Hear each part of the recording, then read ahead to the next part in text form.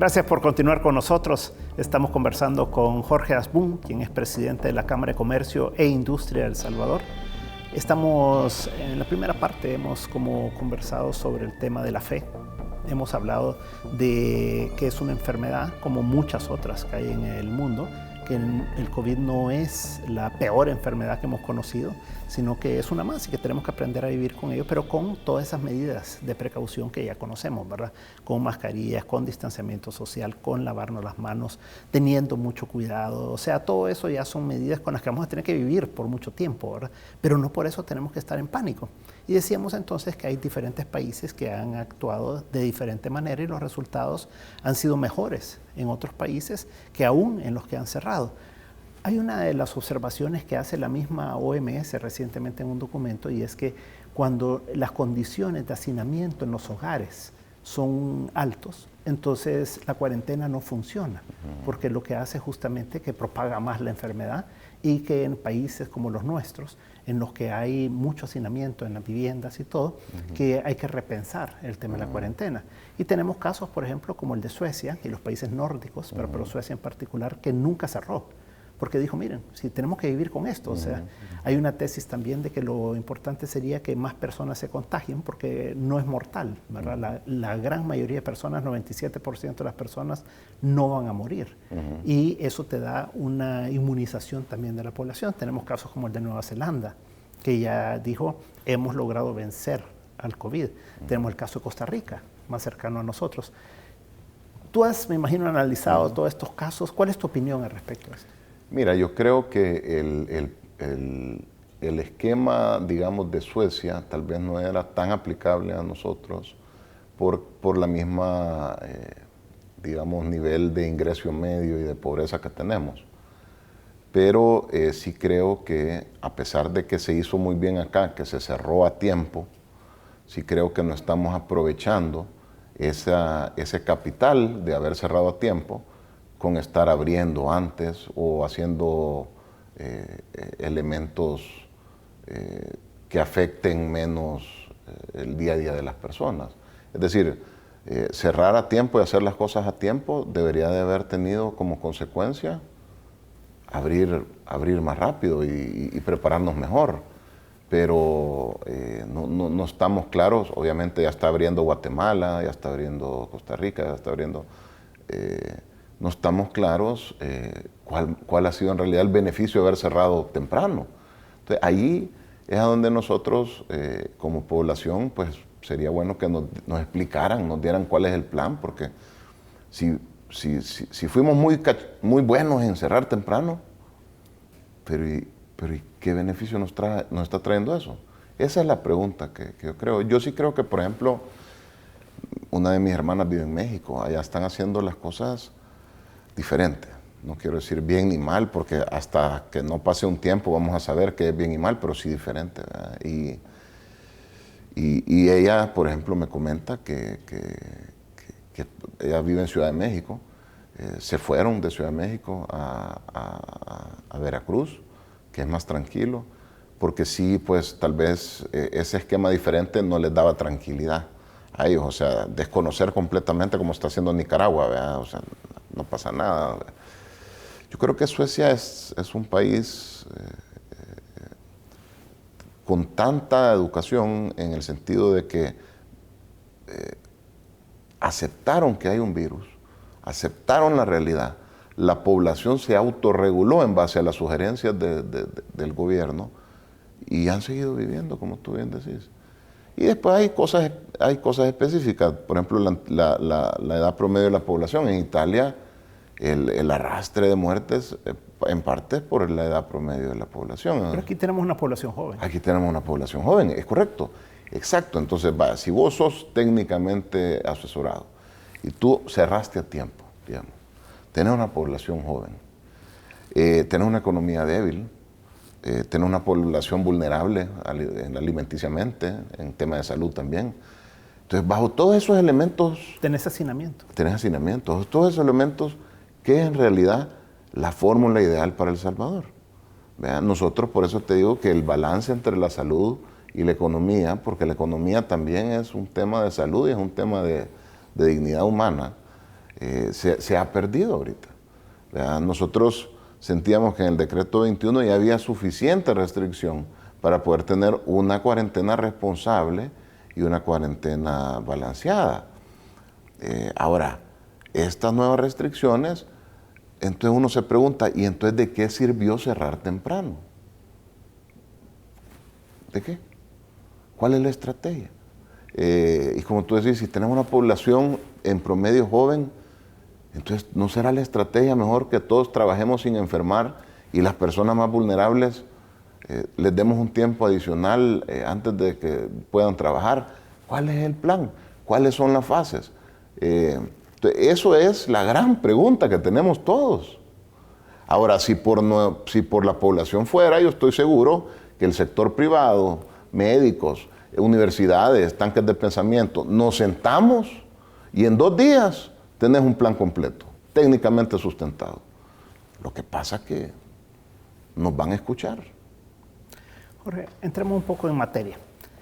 Tú participaste de estas conversaciones con el gobierno, que entiendo que no fueron fáciles. El mismo presidente de la República, de alguna manera, le pidió disculpas a Luis Cardenal por las situaciones que se dieron en esas reuniones. ¿Cómo fue? Si nos puedes contar un poquito de cómo fue esa dinámica de esas reuniones y ese proceso. Sí, mira, había un distanciamiento completo entre las gremiales y el gobierno.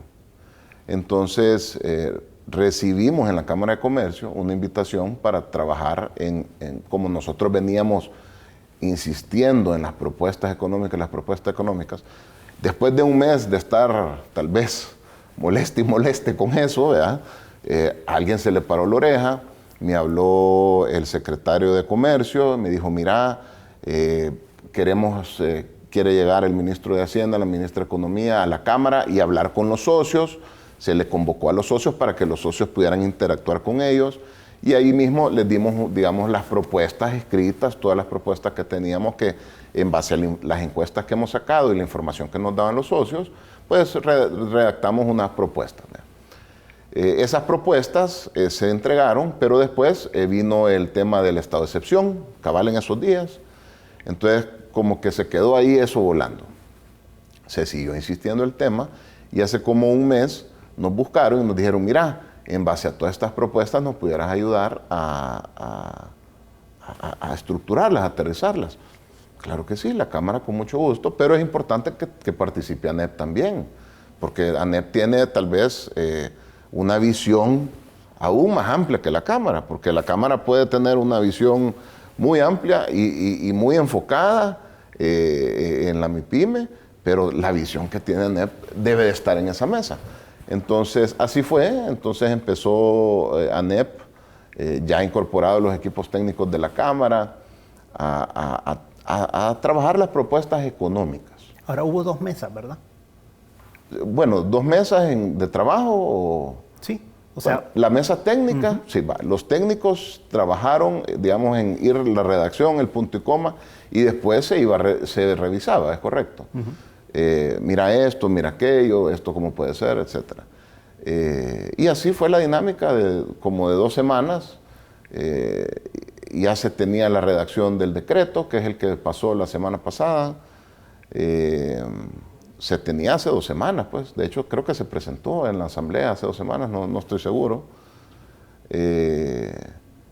Y bueno, sí, mira, fue una dinámica compleja porque obviamente si tú ves ese decreto, es un decreto en el que hasta el último centavo tiene destino.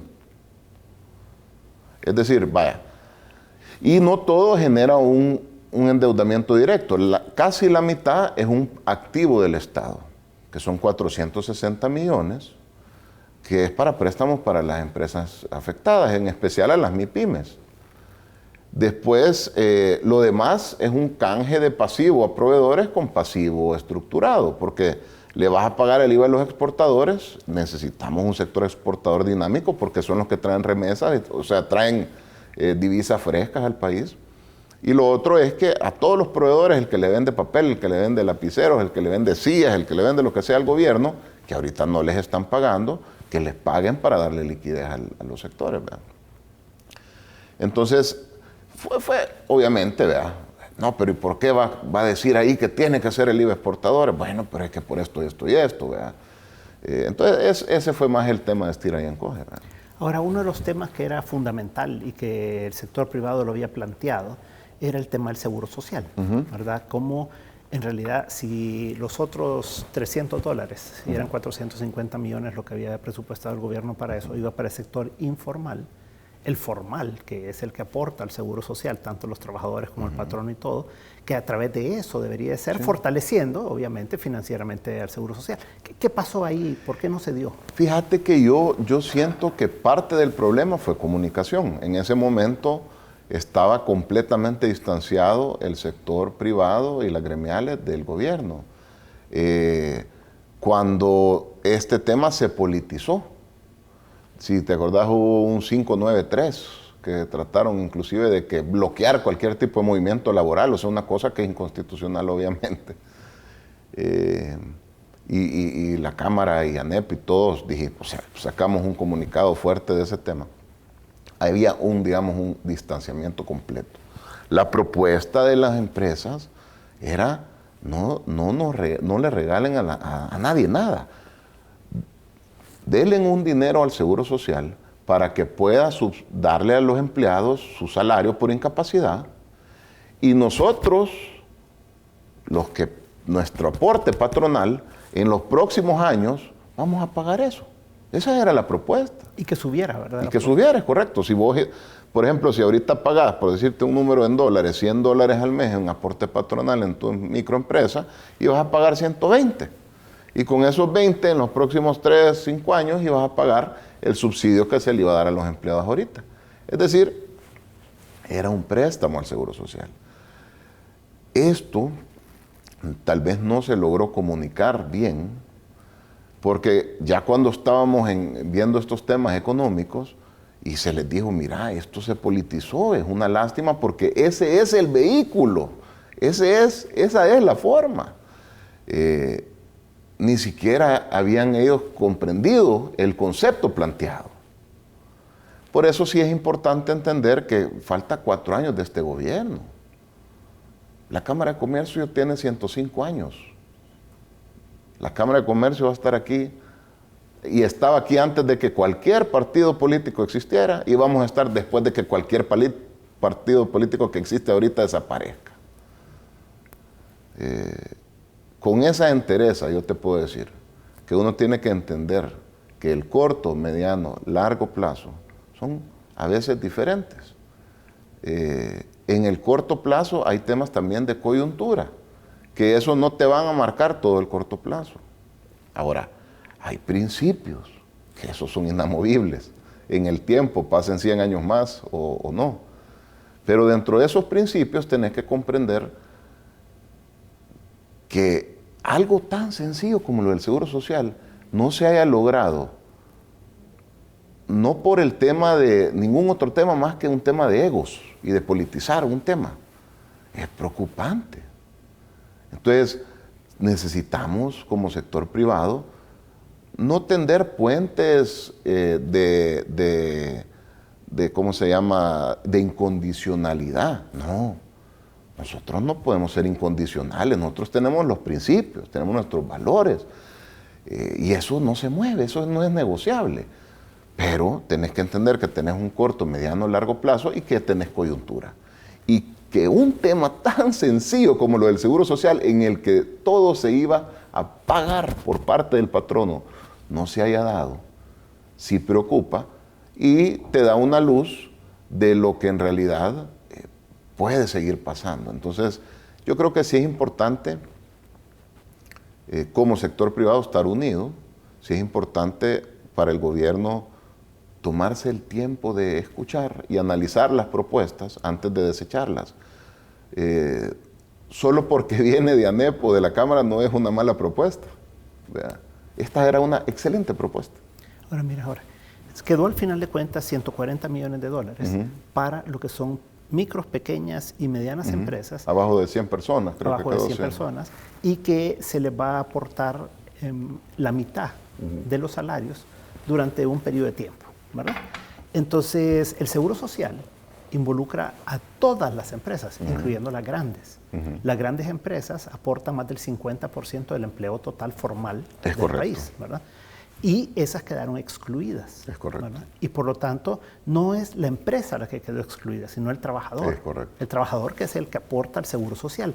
¿Qué se puede hacer por esos trabajadores? Sí, tenés toda la razón. Y uno de los planteamientos era que no fuera por tamaño de empresa, sino que por salario. Por ejemplo, vaya, todos los empleados, toditos, los que hayan perdido o hayan salido afectados, que ganen, que tenga un techo de monto, pues, que sí lo tiene, pero que tal vez ese techo se bajara y cubriera a todos. Y es el 70% lo que paga el Seguro Social también, y no el 50%. Es correcto, es correcto. Sí, no, mira, como te digo, tenés que seguir pudiendo proponer y ellos escuchar. Porque, como tú decís, esa parte no está resuelta. Esa parte no está resuelta. Y a veces lo plantean como que los grandes empresarios, ¿verdad? Sí, o sea, fíjate que yo lo he dicho. Trabajadores, ¿verdad? Sí, yo lo he dicho muchas veces. De hecho, nos invitaron a la Comisión de Economía de la Asamblea hace unos días. Y entonces me preguntaba un diputado, mire, pero lo importante, el 90% de las empresas en el país son MIPYMES. Sí, es cierto. Y son las más admirables. Y son las más vulnerables. Pero el otro 10%, que son las empresas grandes, generan el 60% de los ingresos del fisco y el 50% de los empleos del país. O sea, una cosa es cantidad de empresas y otra cosa es incidencia, ¿verdad? Entonces, y se los dije, no tiene nada de malo. Es más, deberíamos de querer tener más empresas grandes. Eso debería ser uno de los objetivos del país, ¿verdad? Porque ya ves que en la asamblea a veces, no por generalizar, pues, pero a veces como que la gran empresa, ¿verdad? Sí que tiene mala la gran empresa. Claro. Todos aspiramos a ser grandes. Aparte, exacto, aparte yo les digo, mira, cada empresa grande es una tractora para todas las MIPYMES. Las MIPYMES son proveedoras, las MIPYMES son distribuidoras, las MIPYMES son etcétera. Pero sí, esa es una de las cosas que hay que ahorita seguir trabajando. Ahora, lo que sí le decíamos, por ejemplo, ayer al ministro de Trabajo, que tuvimos una reunión con él, de todas las gremiales, mire, debe el Ministerio de Trabajo, ya tiene la herramienta el Ejecutivo de esos 140 millones, por lo menos empezar a ejecutar eso. ¿Vea? Y lo dijimos también en la conferencia de prensa en la que estuvo ANEP y todas las gremiales que me dieron la oportunidad de participar. Y lo mencioné también, eso urge. Yo no sé, el gobierno ya tiene una semana de tener eso aprobado.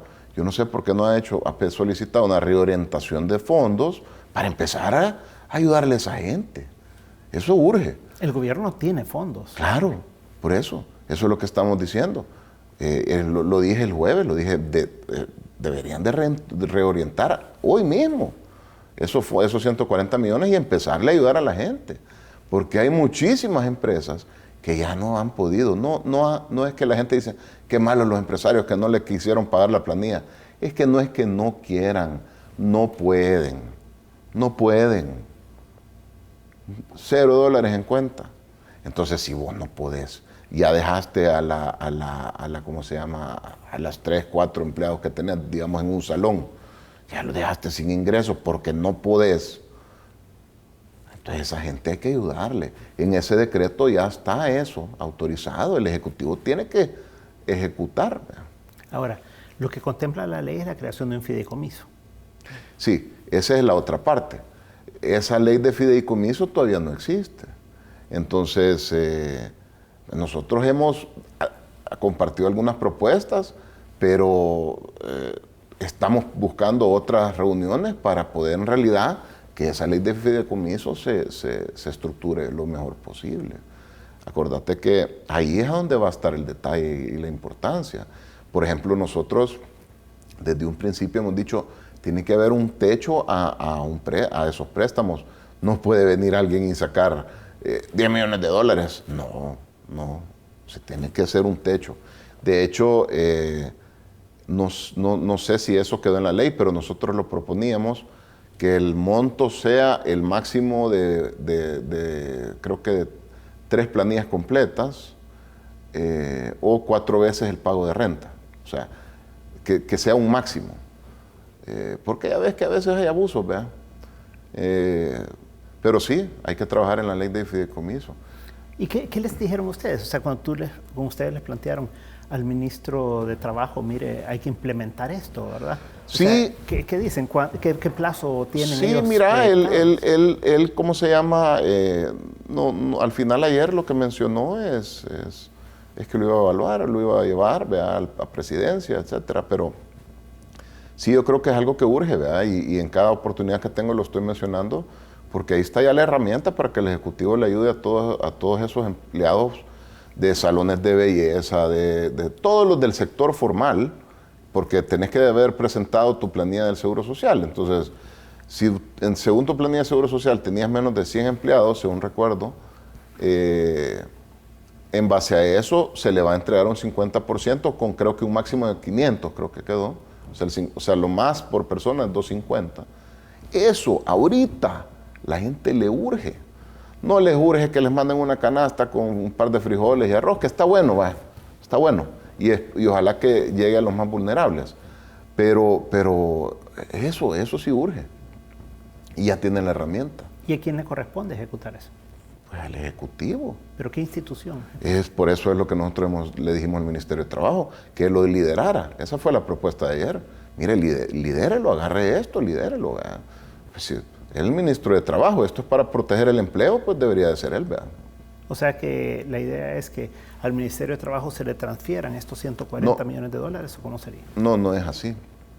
La mecánica específica es que el dinero se va en base a tu planilla que tenés presentada, se va vía las AFPs.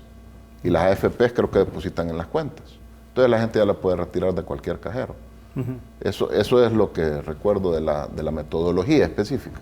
Okay. Pero cada empresa tiene que solicitarlo. Entonces, ¿a dónde lo va a solicitar?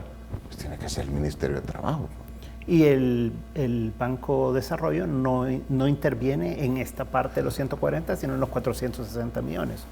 Así es. Así es como nosotros lo propusimos. ¿Verdad? Que el tema del crédito, ¿cómo se llama? Ahí es a donde viene el detalle del fideicomiso. Ahí, amarrado a esto, Jorge, vino una autorización de una emisión de $1.000 millones adicionales a los 2.000 que ya había habido y los 645 millones que ya tiene el gobierno autorizado desde diciembre también, ¿verdad? El gobierno ya ha conseguido una buena cantidad de esos recursos, ¿verdad? Después en el próximo bloque podemos hablar específicamente de eso, pero lo que vemos es que esos $1.000 millones probablemente no se necesitaba, por lo que tú ya planteabas, ¿verdad? De que una buena parte de esto era o deuda de proveedores que ya existe, la deuda no es un elemento nuevo y que lo tenían que pagar en el transcurso del año el gobierno con sus propios recursos. Y la otra parte son préstamos por $460 millones que se van a recuperar, pues. Entonces tampoco es una erogación del Ministerio de Hacienda que va a ser una pérdida, digamos, no es un subsidio. Sí, es un activo del Estado, digamos. Exacto, y que en el tiempo se va a recuperar. Entonces, al ser financiero, no tiene que ser parte del Ministerio de Hacienda de esos fondos, sino del Banco de Desarrollo, y esos tienen otra fuente, ¿verdad? Dejémoslo ahí un momentito y a la vuelta podemos conversar sobre ese tema. No nos cambie, en un momento estamos de nuevo con Pulso 503.